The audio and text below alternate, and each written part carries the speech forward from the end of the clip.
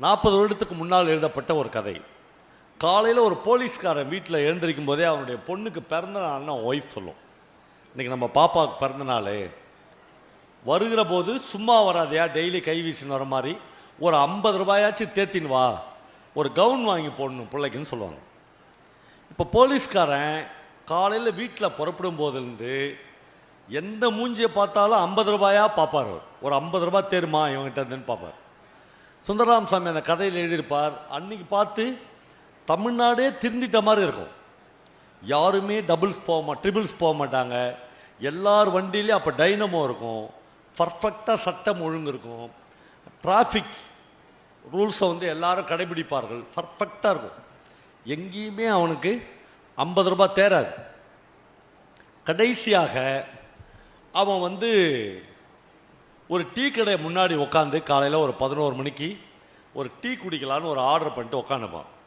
அப்போலாம் post box tea கடையாக இருக்கும், பார்த்துருப்பீங்களா? ஆமாம், நம்ம ஜென்ரேஷன் பார்த்துருக்கலாம்.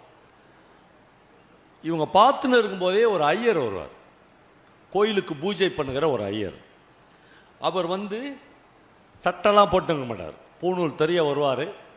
ஒரு பெரிய தபால் எட்டுன்னு அந்த போஸ்ட் பாக்ஸ்குள்ளே போடுவார். போடுறப்ப தான் அவருக்கு தெரியும், ஏற்கனவே எவனோ போட்ட ஒரு லெட்ரு உள்ளே சிக்கின்னு இருக்கும். இந்த லெட்ரு போகாது. அதனால் இவர் இந்த கையில் அந்த லெட்டரை எடுப்பார். இப்போ இவர் கையில் 2 லெட்டர் வந்துச்சு. போலீஸ்காரு இதுக்காகவே காத்து நின்ற மாதிரி எதேச்சா தான் பார்ப்பார். இவர் நேராக ஐயரை அப்படின்னு கையை பிடிச்சிடுவார். இந்த லெட்ரு திருடுற ஆள் நீதானான்னு கேட்பார். ஆமாம், இவர் சொல்லாரு, நான் ஏங்க லெட்டரை திருடுறேன், லெட்டரை போய் திருடினா அதெல்லாம் நீ சொல்லாரு. எஸ்பி ஆஃபீஸ்லேருந்து ஸ்பெஷல் டியூட்டிங்க இதுக்காக தான் டீ கடையில் வச்சு என்னை போட்டுக்கிறாங்க. உன்னை பிடிக்கிறதுக்கு தான் போட்டாங்க, நீங்கள் மாட்டிக்கணும், நீ கையங்கடமா வான்னு கூப்பிடுவார். நான் ஏன் சார் லெட்டரை திருட போகிறேன், இந்த லெட்ரு இது உள்ளே அடைச்சின்னு இருந்துச்சு, நான் அதை எடுத்துகிட்டு என் லெட்டரை அதெல்லாம் நீங்கள் சொல்லாத, போலீஸ் ஸ்டேஷனுக்கு வாங்குவார். அந்த ஐயர் போலீஸ் ஸ்டேஷனுக்கே இதுவரை வாழ்க்கையில் போகாதவர். அப்படி யாருமே இருக்கக்கூடாதுன்னு நான் நினைக்கிறேன். நாமெல்லாம் வாழ்க்கையில் 2 தடவையாச்சும் போலீஸ் ஸ்டேஷனுக்கு போகணும். ஆமாம், அந்த எஸ்ஐயோ இன்ஸ்பெக்டரோ 2 திட்டினா வாங்கிக்கணும். ஒரு தடவையாச்சும் கோர்ட்டில் அந்த கூண்டில் ஏறி பார்க்கணும். முடிஞ்சால் எனக்கெல்லாம் அதெல்லாம் ரொம்ப பிரியங்குது. ஒரு நாள் 2 நாளாச்சும் ஜெயிலுக்குள்ளே இருக்கணும். ஆமாம், இதெல்லாம் இருந்தால் தான் மனிதனுக்கு ஒரு பேர் அனுபவம் கிடைக்கும். இதெல்லாம் இல்லவே இல்லை. இப்போ அந்த ஐயருக்கு பாருங்கள், போலீஸ் ஸ்டேஷன் எப்படி இருக்குன்னே தெரியாது அவருக்கு. அங்கே எவன் உட்காந்துப்பான், இன்ஸ்பெக்டர் எப்படி, எந்த அனுபவமே கிடையாது. அவர் கேட்பார், நீ போலீஸ் ஸ்டேஷனுக்கு வாங்கினார். ஐயோ, அங்கேயே ஹார்ட் அட்டாக் வந்துடும் அவருக்கு. போலீஸ் ஸ்டேஷனா? இவன் போலீஸ்காரன் சொல்லுவான், போன உடனே ஃபஸ்ட்டு வார்த்தை எங்கள் எஸ்ஐ எதுவுமே கேட்க மாட்டார். யார் உள்ள நுழைஞ்சாலும் பலார்னு 2 அரைச்சல் பொழுதிலே கொடுப்பான். அப்புறம் தான் விசாரணை. இப்போ இவருக்கு அப்படியே கை காலெலாம் நடுங்க ஆரம்பிச்சிடும். நான் ஒன்றுமே பண்ணலைங்க, அதெல்லாம் நீ இங்கே சொல்லாது, அங்கே சொல்லு. இப்படி இவர்கள் 2 பேரும் பேசிக்கொண்டே இருப்பார்கள். மனித வாழ்க்கையினுடைய உன்னதங்கள் தருணங்கள் இருக்குல்ல, அதை நம்ம ஈஸியாக கண்டுபிடிச்சிடலாம். இவங்க 2 பேரும், இவன் மிரட்டுவான், அவர் பயப்படுவார், இவன் கீழே இறங்கினே இருப்பான், அவர் மேலே ஏறிக்கினே இருப்பார். ஒரு கட்டத்தில் டக்குன்னு போலீஸ்காரர் சிரிச்சிடுவார். சிரிப்பு வந்துடும். சிரிச்சுட்டு, அட கேன பையனாகிறையா, ஒரு 50 ரூபா கொடுன்னு கேட்டுருவார். அவரே 50 ரூபா கொடுக்குறேன்னு சொல்லுவார்னு இவர் எதிர்பார்ப்பார். அவர் பயப்படாதவரே காசு அவுக்குற மாதிரி இருக்காது. இவர் கடைசியில் சொல்லுவார், ஒரு 50 ரூபா கொடு. கதையினுடைய கிளைமாக்ஸ் பிரமாதம். இப்போ ஐயர் சொல்லுவார், இல்லை நம்ம போலீஸ் ஸ்டேஷனுக்கே போகலாம் வாங்கன்னு கூப்பிடுவார். உடனே இந்த போலீஸ்கார், அவ்வளோ சாதாரணம் கிடையாது, போகலான்ற. போன உடனே எங்கள் எஸ்ஐ நாகர்கோயில்காரு, படா இருக்கட்டுங்க, பொண்டாட்டியா பிள்ளையா, எனக்கு 2 அடி தானே, வாங்கிக்கிறேன், பரவாயில்ல.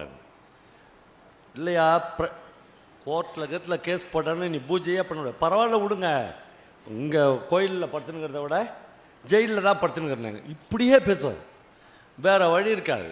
இப்போ இவர் இப்படியே விட்டுட்டும் போக முடியாது. சரி வான்னு கூப்பிடுவாங்க. பஜாரில் 2 பேரும் போவாங்க. அந்த காட்சியை சுந்தரராம் சாமி எழுதுறாரு.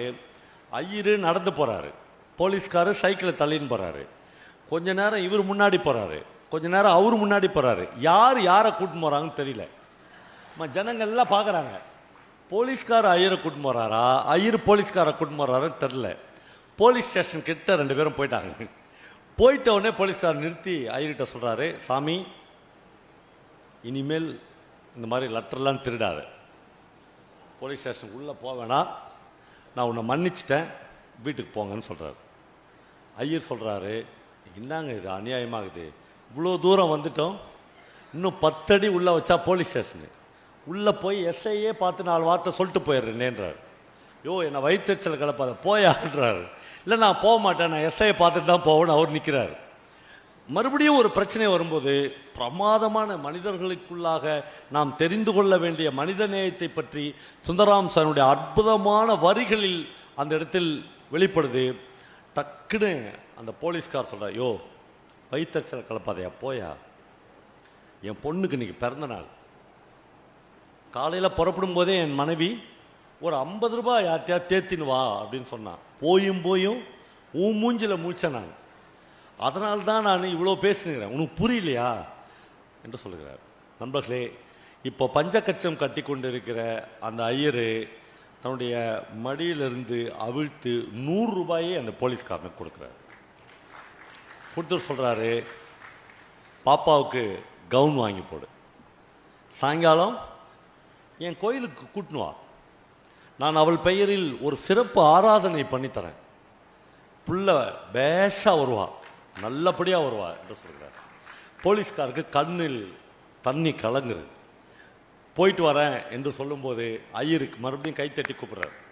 போலீஸ்கார் 1ஆம் தேதி சம்பளம் வாங்கினோடனே இந்த 100 ரூபாயை மறக்காமல் கொடுத்துருங்க, நம்மளுக்கு வேற எந்த வழியிலையும் காசு வரல, பூஜை பண்ணாதான் நீங்களா தட்டில் போடுற 4 நாள், அப்போலாம் 4 நாள் 8 நாள் தான், இப்போ தான் அந்த 10,000 20,000 1 லட்சம், இந்த 4 நாள் 8 நாள் வச்சுருந்தா ஏதோ வயிற்ற கழுவிக்கிறேன், ஆனால் 1ஆம் தேதி சம்பளம் ஆனோடனே கரெக்டாக காசை கொடுத்துருங்க என்று சொல்லுகிறார். நம்மளே இந்த கதை நான் படித்து ஒரு 25 வருஷம் இருக்கும், 25 வருஷத்துக்கு பிறகு இந்த கதையை நான் உங்களுக்கு நினைவுபடுத்தி சொல்கிறேன். அவ்வளவு வாழ்க்கையினுடைய பல்வேறு தருணங்களை மனிதர்கள் ரொம்ப பிரமாதமாக ஜி நாகராஜன் என்கிற ஒரு எழுத்தாளர் சொல்கிறாங்க, மனிதன் ஒரு மகத்தான சல்லிப்பயல் என்று சொல்கிறார். வெறும் சல்லிப்பயல் இல்லை, மகத்தான சல்லிப்பயல். அவன் இந்த 2 பேரும் பாருங்க, எவ்வளவு சல்லிப்பயனாக அந்த போலீஸ்காரன் தான், ஆனால் எவ்வளவு மகத்தான மனுஷனாக அவனே மாறுகிறான். அந்த ஐயரு இவன் பார்வையில் ஒரு மிகப்பெரிய சல்லிப்பையன், 50 ரூபாய் கொடுக்கறதுக்கு வக்கு இல்லாமல் இவ்வளவு பேசி கொண்டு இருக்கிறான். ஆனால் ஒரு தருணத்தில் 100 ரூபாய் கொடுக்கிறான். உன் குழந்தைய கூட்டினு வா, நான் ஆராதனை பண்ணி தருகிறேன் என்று சொல்கிறார். மனிதன் எந்த நேரத்தில் அவனுக்கு எதை செய்ய வேண்டும் என்று தெரிந்தே இருக்கிறது.